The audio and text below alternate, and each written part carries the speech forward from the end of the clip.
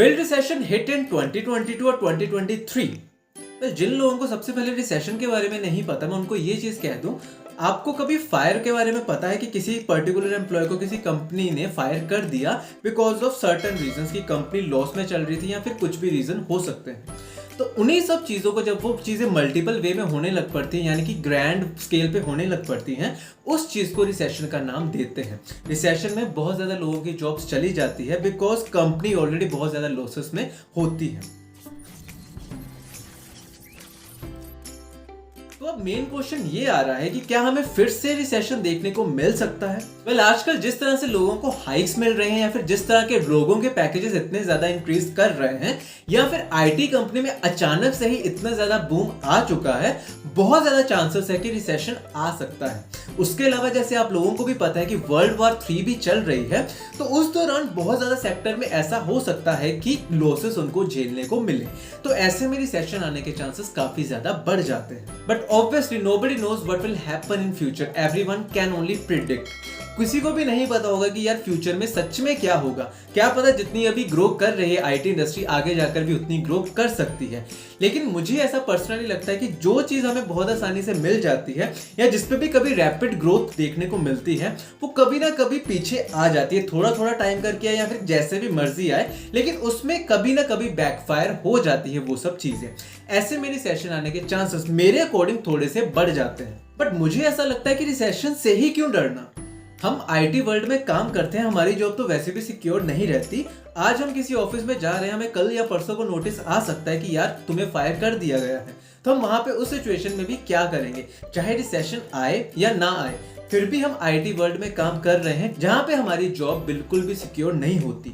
Secure हम किस तरह से कर सकते हैं, अगर हमारे पास वैसे स्किल सेट हो कि हम अगर एक जगह से निकल जाएं, कल को हम किसी और जगह पे जाएं तो वो सब स्किल सेट हमारी यूटिलाइज हो सके। लेकिन मुझे हमेशा यही चीज लगती है और मैं आपको भी ये चीज सजेस्ट करूंगा कि हमेशा फायर होने से कभी भी मत डरा कीजिएगा।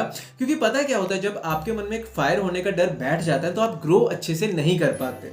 जब आपके मन में ये फायर वाला डर ही खत्म हो जाएगा ना कि मैं किसी कंपनी से निकाल दिया जाऊंगा तो मैं क्या करूंगा, मेरा फ्यूचर कुछ नहीं रहेगा, तो उस टाइम पे आप एक प्रॉपर कंफर्ट जोन में चले जाते हैं जिससे आप बाहर नहीं निकलना चाहते। तो मेरे अकॉर्डिंग कभी भी फायर होने से बिल्कुल भी मत डरिएगा। हमेशा अपने अंदर स्किल सेट को लेकर इतना ज्यादा कॉन्फिडेंस जरूर बना लीजिएगा। कल को मुझे इस कंपनी ने निकाल लिया, ठीक है, मैं 1 या 2 महीने के अंदर अंदर इस कंपनी को ज्वाइन कर लूंगा। और रिसेशन आना ना आना अलग बात है, लेकिन कोई भी कंपनी कभी भी लॉस में जा सकती है। आज कोई भी कंपनी जो बहुत ही ज्यादा ग्रो कर रही है, कल को अगर उसको लॉस हो गया तो वो बात आप पर आएगी। तब वो कंपनी ये चीज नहीं देखेगी कि यार कौन अच्छा काम कर रहा है, कौन बुरा काम कर रहा है। अगर उसको लॉस हो रहा है कि वो किसी को भी पे नहीं दे सकता, तो उसको सबको ही निकालना पड़ जाता है। ऐसे में ही अगर आप पिछले कुछ महीने पहले की बात करें, तो जैसे better.com की अगर मैं बात करूं, तो उनको भी सबसे पहले क्या ही पता होगा कि यार इतने लोगों को फायर करने की जरूरत पड़ जाएगी। सबसे पहले जैसे कि उन्होंने 900 बंदों को फायर किया था, उसके बाद अभी हाल ही में न्यूज आई थी कि उन्होंने 4000 प्लस के एम्प्लॉयज को फायर कर दिया। अब उसमें रिसेशन का कोई लेना देना नहीं था, उसमें उस कंपनी का ही लॉस हो चुका था। तो ऐसे में मैं आपको ये चीज कहना चाहता हूँ कि जब भी आप किसी भी कंपनी को ज्वाइन करें, हमेशा अपने दिमाग में ये चीज बना कर रखिएगा कि मेरे को ये कभी भी निकाल सकते हैं। वहां पे जाके इतना भी ज्यादा कंफर्ट जोन में मत चले जाइएगा कि कल को वो निकाल दे आपको तो आपके पास कोई और अपॉर्चुनिटी ना हो या फिर आप किसी भी जगह पे जाके इंटरव्यू क्लियर ना कर पाओ। और रही बात रिसेशन की, तो वेल कोई भी ये चीज नहीं बता सकता कि रिसेशन मार्केट में कब आएगा। सब अजम्पशंस लेकर चलते हैं कि इस दौरान आ सकता है या फिर ये कारण हो सकते हैं, but nobody can be sure about it. तो इन दी एंड मैं बस आपको यही चीज कहना चाहता हूँ, जो भी प्राइवेट सेक्टर या फिर आईटी वर्ल्ड में काम कर रहे हैं, सबसे पहले आप एक अदर सोर्स ऑफ इनकम का जरिया जरूर बनाकर रखें, ताकि कल को आपको ऐसा कुछ दिन ना देखना पड़े। अगर कल को देखना पड़ भी जाए तो आपके पास ऐसा कोई अनदर सोर्स ऑफ इनकम पड़ा हो जिसके कारण आप उस सिचुएशन को हैंडल कर सको। और दूसरी चीज है सेविंग्स। आप जितनी ज्यादा सेविंग्स अब से करना स्टार्ट कर दोगे उतना ही आपके लिए अच्छा रहेगा।